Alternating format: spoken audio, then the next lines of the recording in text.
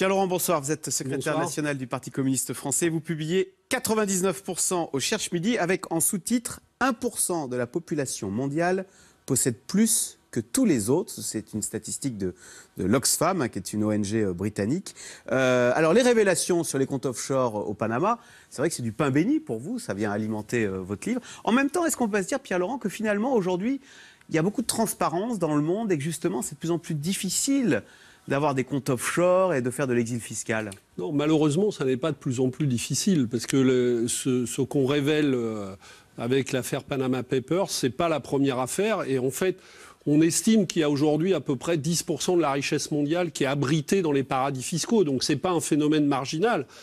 On est au cœur du système et on voit bien qu'il y a encore beaucoup de complaisance à l'égard de ce système. On a bien vu avec le PDG de la Société Générale, qui pourtant avait témoigné devant une commission d'enquête parlementaire en disant non, ça y est, on est sorti du paradis fiscal de Panama.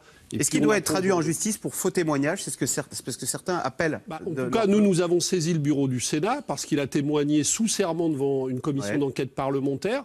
Et normalement, quand on ment devant une commission d'enquête parlementaire, on est passible de poursuites judiciaires, effectivement. Je ne veux pas le défendre, mais les 979 structures, elles n'appartiennent pas à la Société Générale, elles ont simplement été créées. Non, elles appartiennent, oui, mais c'est toujours...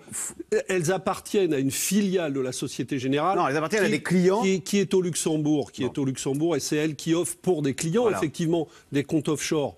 Mais c'est un système qui consiste, en fait, à mettre sans cesse plus de richesses à l'abri et de la fiscalité et donc de la contribution collective dont nous avons tous besoin pour développer des services publics, pour vivre ensemble, pour construire des infrastructures. Alors justement, on a posé ce matin la question à Pierre Gattaz, le président du MEDEF, sur que pensez-vous de cet argent qui va être au Panama. Eh bien, je vous propose d'écouter la réponse du président du MEDEF. Il ne faut pas amalgamer entre la fraude fiscale et l'utilisation de Panama. C'est deux choses complètement différentes. Il y a des gens qui fraudent, eh bien là il faut les condamner, c'est pas acceptable. La fraude fiscale n'est pas acceptable, elle est condamnable. Après, si vous voulez, tous ceux qui sont passés par Panama à un moment de leur vie ne sont pas forcément des fraudeurs. C'est vrai que l'optimisation, c'est différent. Par exemple, si moi je fais un don au Parti communiste français, je vais avoir une réduction d'impôts.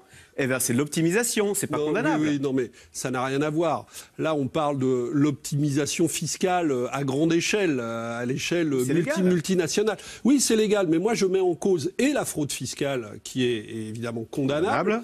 Et tous ces systèmes d'optimisation fiscale qui ont en vérité le même objectif, je le répète, qui consiste à mettre à l'abri de la mise en commun collective pour le bien commun de tous, de l'humanité, une part croissante de la richesse. C'est ce qui fait qu'on vit sur un volcan, c'est-à-dire avec des inégalités qui sont explosives et surtout qui sont en croissance exponentielle, parce que c'est ce que j'explique dans mon livre d'ailleurs. Alors, dans ce livre, là, vous dénoncez les inégalités. C'est vrai qu'il y a eu le patron de PSA, dont on a appris les revenus pour 2015. Ils ont plus que doublé, à 5 millions d'euros, alors que PSA a connu des difficultés, même si PSA va mieux maintenant. Donc ces revenus ont beaucoup choqué. Avant de vous faire réagir, on va écouter le patron de PSA, Carlos Tavares, qui essaye de justifier le doublement de son revenu pour 2015. On l'écoute. J'entends tout ce qui a été dit. Je fais simplement observer qu'il y a pour les patrons des grands groupes industriels, comme pour les joueurs de football ou les pilotes de Formule 1, un marché. Et j'observe que ce qui a choqué représente à peu près un tiers ou au maximum la moitié du salaire de mes pairs. Au fond, il dit, il n'y a pas que moi qui suis bien payé, il y a les joueurs de foot et puis il y a les autres patrons de Volkswagen ou de General Motors. Ça ne me console pas beaucoup parce que il est patron d'une entreprise dans laquelle il y a des dizaines de milliers de salariés que triment et eux n'ont pas d'augmentation de salaire, sont de plus en plus en difficulté pour boucler leur fin de mois.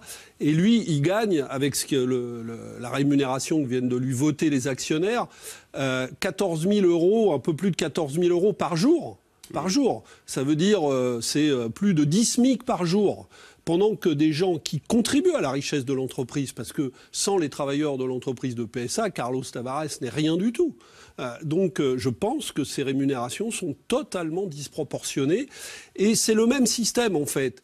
il est rémunéré par des actionnaires pour bons et loyaux services, et que lui ont demandé les actionnaires, non pas de développer la richesse de l'entreprise, mais de développer sa profitabilité, c'est-à-dire le niveau de dividendes versés aux actionnaires. Et c'est cet unique critère qui aujourd'hui est considéré comme étant un bon ou un mauvais résultat. Même si PSA allait dans le mur, était menacé de disparaître, et c'est vrai que avec Carlos Tavares, PSA va mieux. Et donc, quelque part, ce sont des centaines de milliers d'emplois qui sont préservés. Si PSA va mieux, pourquoi le patron gagne ça et que les ouvriers, les techniciens, les ingénieurs de cette entreprise, eux, sont scotchés à des salaires qui n'augmentent pas? Il y a donc quelque chose qui ne fonctionne pas et qui est, là encore, une des racines de la crise actuelle. Alors, c'est vrai que cette colère contre les inégalités, on la sent gronder partout, mais alors, elle ne s'exprime pas au travers des partis politiques traditionnels, elle s'exprime au travers des mouvements comme Nuit debout en ce moment. Vous savez, tous ces jeunes qui passent des nuits entières, notamment Place de la République à Paris.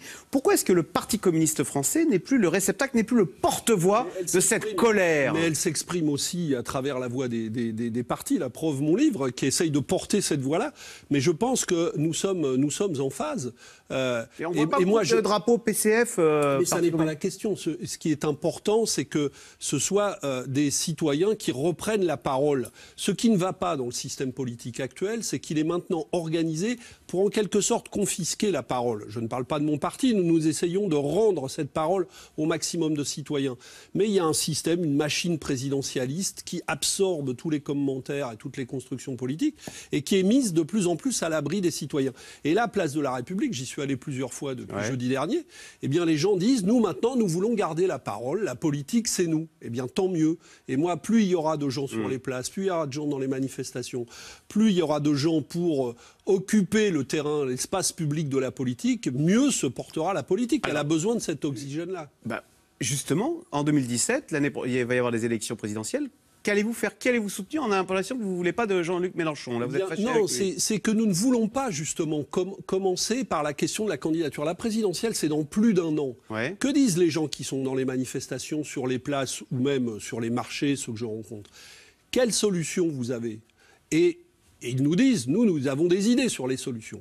Donc moi je dis plusieurs mois de débats citoyens comme cela. Écrivons partout des plateformes politiques. Il faut écrire une sorte de mandat populaire qui s'imposerait aux candidats. Et il faut faire ça toute l'année 2016. On a le temps de choisir des candidats. Et à ce moment-là, on aura des candidats qui auront un socle populaire, politique, plus large, plus efficace.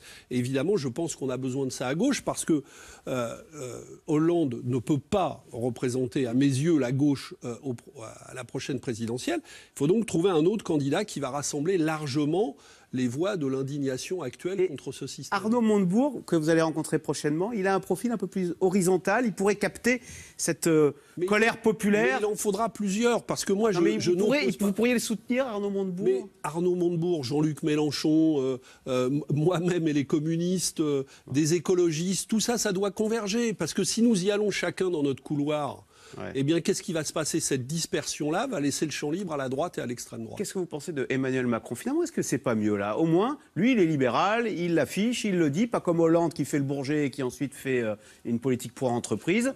Lui, au moins, il est cash et ça laisse une place à la gauche de la gauche. Effectivement, il a le mérite de la franchise, sauf sur un point, parce que l'histoire ni droite ni gauche, ça se finit toujours à droite, parce que c'est une vieille lune qu'on connaît depuis très longtemps et qui finalement penche toujours à droite in fine.